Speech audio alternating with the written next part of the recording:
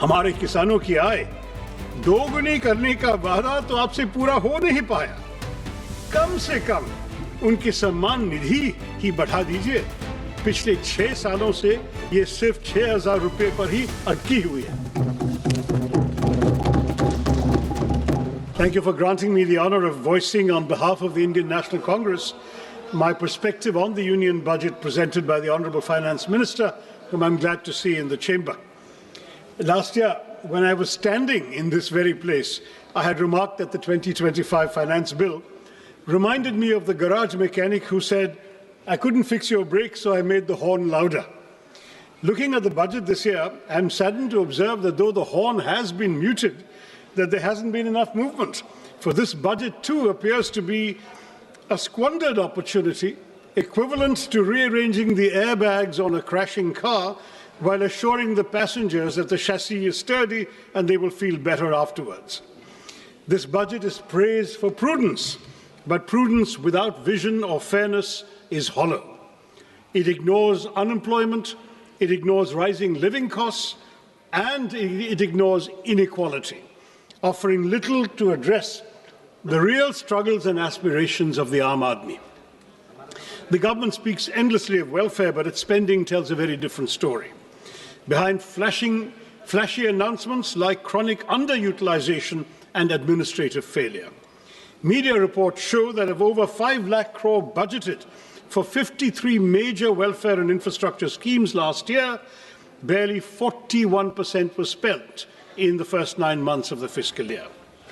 Take the Jal Jeevan Mission, allotted 67,000 crores, it managed to spend an astonishingly low 31 crores in 9 months. The much-touted PM Schools for Rising India scheme spent only 473 crores out of 7,500.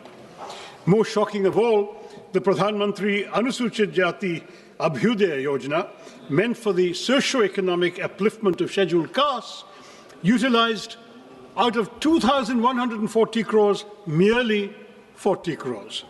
This is not governance, Mr. Chairman. This is headline management. Where promises are loud, like that horn, budgets are grand, but delivery is conspicuously absent.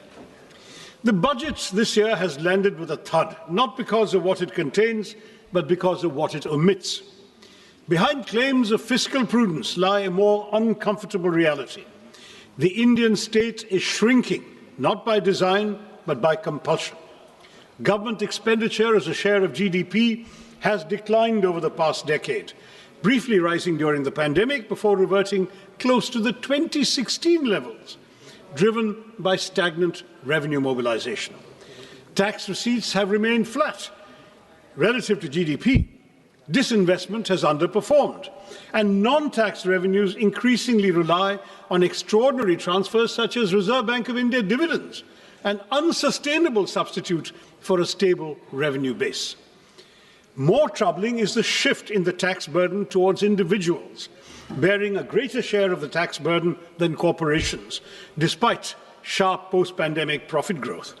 To elaborate further, in fiscal year 2017, corporate taxes were 3.2% of GDP, personal income tax was 2.3% of GDP. In fiscal year 27, that is 10 years later, they are projected to be 3.1% for corporates and 3.7% for personal income tax of individuals. So your revenue is coming disproportionately from the individual taxpayers. Fiscal consolidation since COVID has been achieved largely through expenditure compression, presenting necessity as virtue and compulsion as choice. Within these constraints, the government has relied on low-cost measures such as tax simplification and targeted incentives, but the budget offers no credible medium-term framework linking spending to employment and productivity.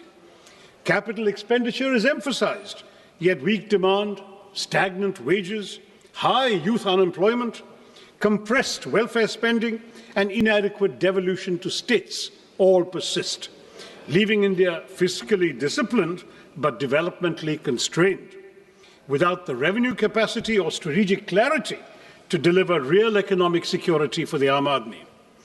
This is why, Mr. Chairman, this is what I call an underwhelming budget. Now let me look at specific sectors. MS Swaminathan had famously said, if agriculture goes wrong, nothing else will have a chance to go right. And this, I believe, is as good a starting point as any.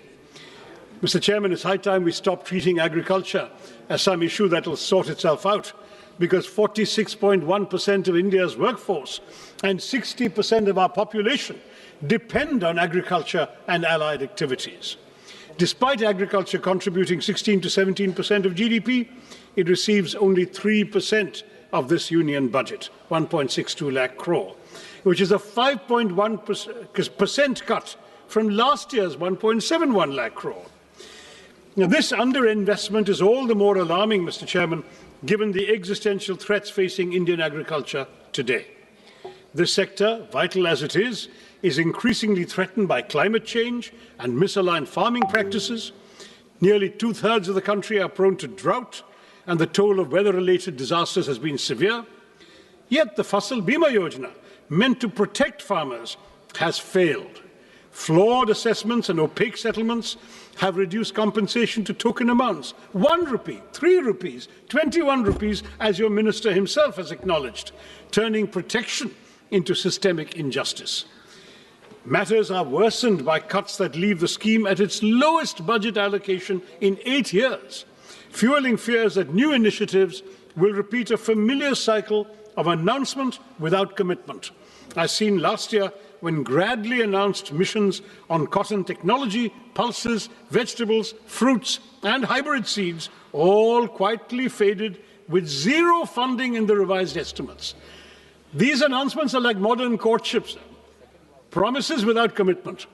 That's what this government does to us. At a time when farm distress is deepening, the budget silence on revising the PM Kisan Nidhi disbursement speaks louder than any promise made elsewhere. हमारे किसानों की आय दोगुनी करने का वादा तो आपसे पूरा हो नहीं पाया।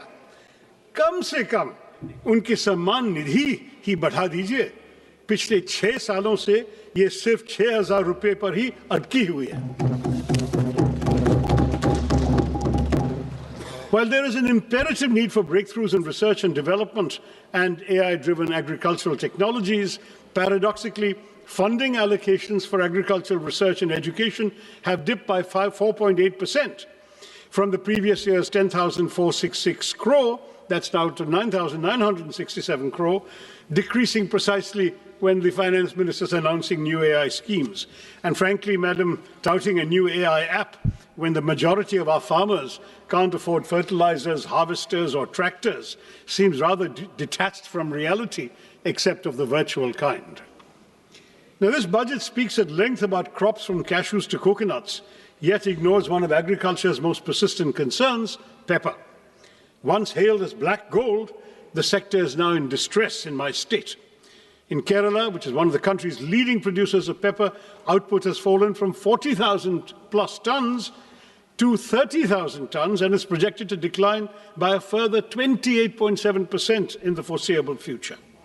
The uncomfortable truth, Mr. Chairman, is that our spice market faces such deep challenges today that if history repeated itself, the British might not even bother looting us for it.